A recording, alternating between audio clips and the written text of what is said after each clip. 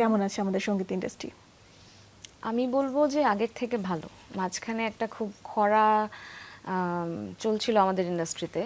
মানে মাঝখানে বলতে আমি বলবো যে আমরা যখন ছোট ছিলাম, যখন স্কুলে পড়তাম তখন তো আসলে আমরা অডিও ইন্ডাস্ট্রির খুব রমরমা অবস্থা দেখতাম, এবং যখন ক্যাসেট ছিল আসলে তখনকার যারা আর্টিস্ট ছিলেন, মিউজিশিয়ানস ছিলেন, তাদের জন্য আসলে ইন্ডাস্ট্রিতে একদম আমি বলবো যে খুব ভালো অবস্থায় ছিল।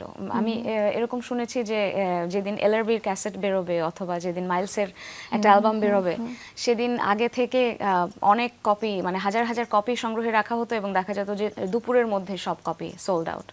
তো সেই রকম একটা জায়গা থেকে আমরা বড় হতে হতে এবং যখন আমি সঙ্গীত জগতে মানে ক্যারিয়ার হিসেবে নিলাম সঙ্গীতকে বা ওই জগতে প্রবেশ করলাম, তখন দেখেছি যে আসলে অ্যালবাম তো হয়ই না, বরং সিডির যে চাহিদাটা সেটাও চলে যাচ্ছে আস্তে আস্তে, এবং খুব রেয়ারলি আসলে ভালো গান হতো অথবা মানুষের আসলে শোনার একটা আগ্রহ থাকতো। আর যদি প্লেব্যাক ইন্ডাস্ট্রির কথা বলি, সেটা তো আসলে আমি বলবো যে প্লেব্যাক মানে গ্লোবালি বা বৈশ্বিক জায়গার তুলনায় কিন্তু আমাদের প্লেব্যাক ইন্ডাস্ট্রিটা অনেক ছোট।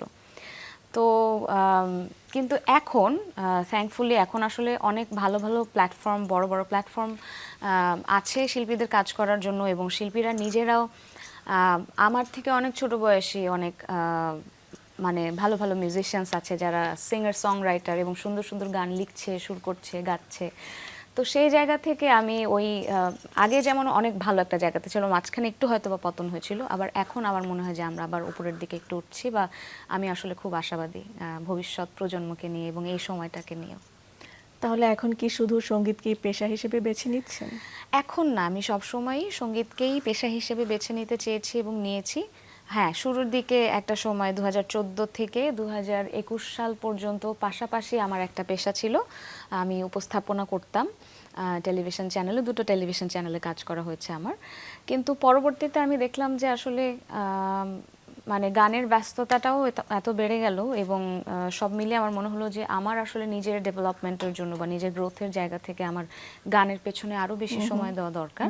তো সেই কারণে আমি তারপর থেকে কমপ্লিটলি আসলে প্রফেশনালি অ্যাজ এ মিউজিশিয়ান আমি কাজ করছি। সময়ের সঙ্গে পাল্লা দিয়ে সঙ্গীত এখন দেখার বিষয় হয়ে দাঁড়িয়েছে। মিউজিক ভিডিওতে গানের নান্দনিক রূপ ফুটিয়ে তোলা হচ্ছে, নাকি গান দিয়ে শ্রোতাদের উন্মুক্ত ভাবনার জগৎকে ছোট করে আনা হচ্ছে? এটা খুব সুন্দর একটা প্রশ্ন আসলে।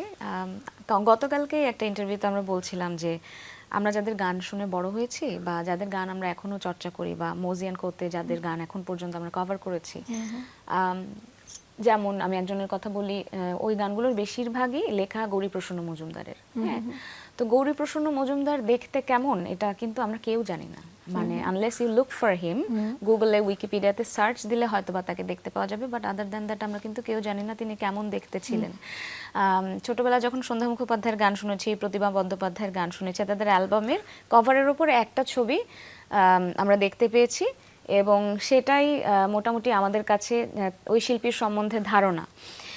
এবং এই যে বা রেডিও যখন ছিল, তখন রেডিওতে মানুষের কণ্ঠ শুনতো, গান শুনতো, বা কবিতা আবৃত্তি শুনতো বা নাটক শুনতো, শুনে সেই মানুষটার শুধুমাত্র কণ্ঠ শুনে যে তাকে নিয়ে একটা কল্পনা, বা সে কেমন দেখতে হতে পারে, বা সে ব্যক্তিগত জীবনে কেমন হতে পারে, তার পার্সোনালিটি কেমন হতে পারে, এটা আসলে অনেক বড় একটা জগৎ। মানে কল্পনার জগতের তো আসলে কোনো সীমারেখা নেই, কেউ বেঁধে দিতে পারবে না যে এ পর্যন্ত তুমি কল্পনা করতে পারবে। কিন্তু এখন যুগের প্রয়োজনে যেটা হয়েছে যে হ্যাঁ, মানুষের কাছে পৌঁছাতে গেলে যে প্ল্যাটফর্মে তুমি মানে রিলিজ দিতে চাও গানটাকে, সেটা দেখারও একটা অংশ। এটা খুব গুরুত্বপূর্ণ একটা ব্যাপার যে অনেক গান আমি দেখি, অনেক মিউজিক ভিডিও আমি দেখি যে গানটা আসলে পেছনে ব্যাকগ্রাউন্ড মিউজিকের মতো চলছে। তো এটা আমার কাছে মনে হয় যে it's just like another vlog or একটা লাইফস্টাইল ভিডিও, সেখানে অনেক কিছু চলছে, মারামারি চলছে অথবা নাচানাচি চলছে অথবা একটা গল্প দেখানো হচ্ছে। অবশ্যই ভালো মিউজিক ভিডিও অনেক আছে এবং সেটা আসলে মনে হয় যে গানের সাথে খুব সুন্দরভাবে মার্জ করে যাচ্ছে, কিন্তু এমন অনেক মিউজিক ভিডিও আছে আসলে যেখানে মিউজিক ভিডিওটাই আসলে গানকে ছাপিয়ে যাচ্ছে এত বেশি যে আমি আসলে গানটাই খেয়াল করতে পারছি না।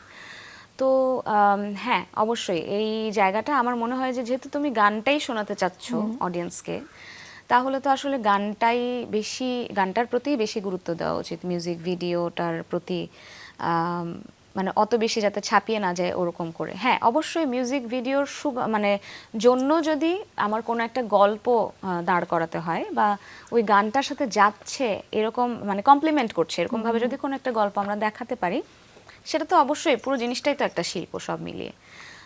কিন্তু হ্যাঁ, সেটাই, গানটাকে মানে ছাপিয়ে না গেলে ভালো আর কি, মানে ব্যালেন্স ভিডিওর করে ব্যাপারটা যাচ্ছে, কমপ্লিমেন্ট করছে, আচ্ছা, আচ্ছা। মানে একটা আরেকটাকে কমপ্লিমেন্ট করছে, এরকম হলে ভালো লাগে আর কি। মিউজিক ভিডিওর জন্য যদি আমার কোনো গল্প দাঁড় করাতে হয় যে এটা আসলে পুরো জিনিসটাই দেখতে বা শুনতে একদম মিলেমিশে একাকার খুব সুন্দর লাগছে, তাহলে তো অবশ্যই। কিন্তু আমরা কিন্তু ইউটিউবে এমনও অনেক ভিডিওস দেখি গানের যেটা শুধুমাত্র লিরিক্যাল ভিডিও এবং সেটার মিলিয়নস অফ ভিউজ।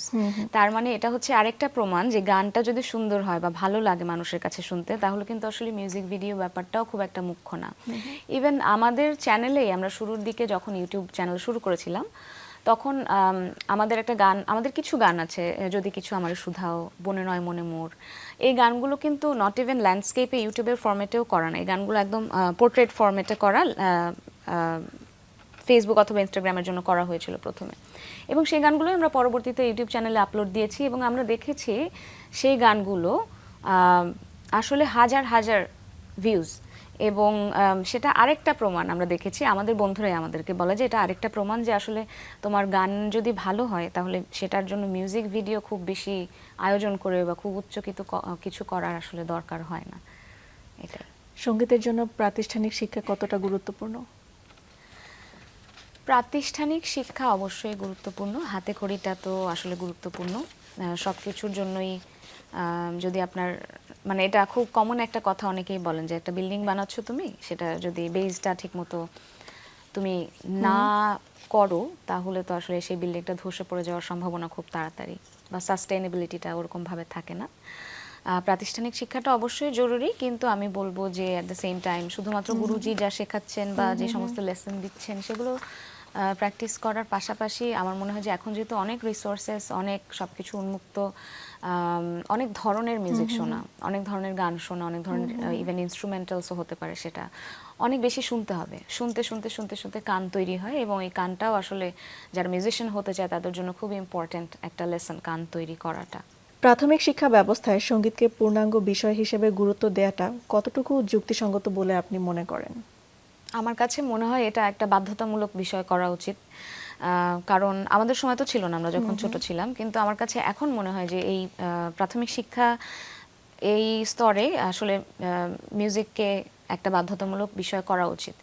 কারণ একটা মানুষ যখন সে শিশু থাকে তখন কোন ধরনের মিউজিক তার আশেপাশে চলছে বা তার এনভায়রনমেন্টে বাজছে, অথবা ইভেন মানে জন্মানোর আগেও, মানে একটা মানব শিশু যখন ভ্রূণ হিসেবে থাকে তখন থেকে শুরু করে তার মোটামুটি 3 থেকে 5 বছরের মধ্যে তো আসলে ফ্রন্টাল কর্টেক্স ডেভেলপমেন্ট হয়ে যায়।